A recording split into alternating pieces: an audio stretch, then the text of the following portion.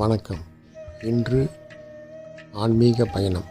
மலைப்பட்டி கிராமம் நோக்கி. பள்ளிகொண்ட பெருமாள் கோவில் தரிசனம்.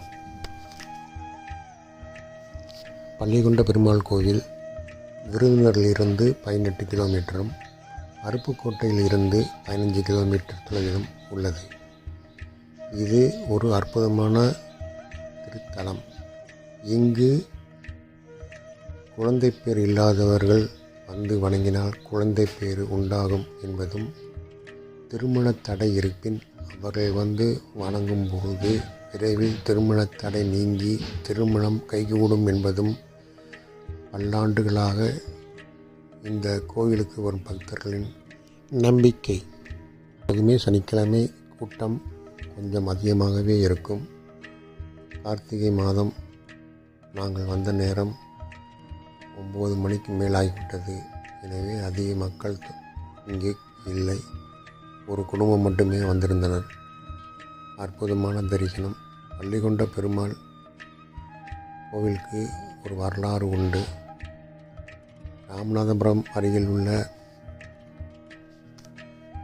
திருப்புல்லானி கோவிலுக்கு இங்கிருந்து பள்ளிகொண்ட பெருமாள் சிலை வடித்து கொண்டு செல்வதாக இருந்தது.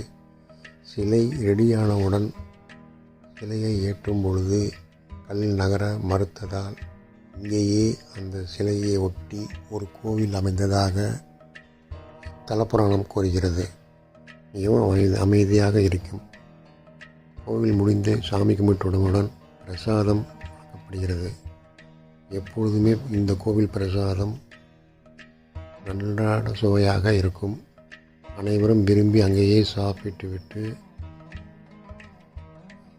சற்றே ஓய்வெடுத்துவிட்டு செல்வார்கள்.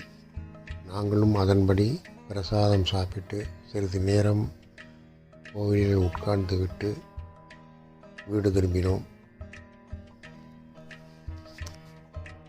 தினசரி கோவில் காலை 6 மணிக்கு ஆரம்பித்து 11 மணி வரைக்கும், மீண்டும் 4 மணிக்கு ஆரம்பித்து 7 மணி வரைக்கும் திறந்திருக்கும். சனிக்கிழமைகளில் காலை 6 மணி முதல் இரவு 7 மணி வரைக்கும் திறந்திருக்கும். சனிக்கிழமை மட்டும் பிரசாதம் வழங்கப்படுகிறது. நீங்களும் ஒரு முறை வந்து தரிசனம் செய்து பாருங்கள். கடவுள் அருளை பெறுங்கள். மீண்டும் ஒரு ஆன்மீக பயணத்தில் சந்திப்போம். நன்றி. வேல்முருகன், விருதுநகர்.